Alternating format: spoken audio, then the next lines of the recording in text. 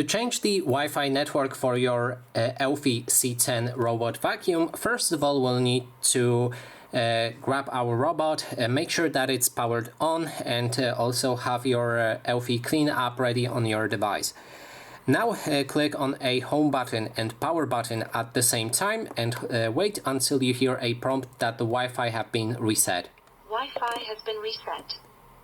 Follow the instructions in the Now app we need to connect wait the till our robot disappears from the app, and then we need to click on Add Device.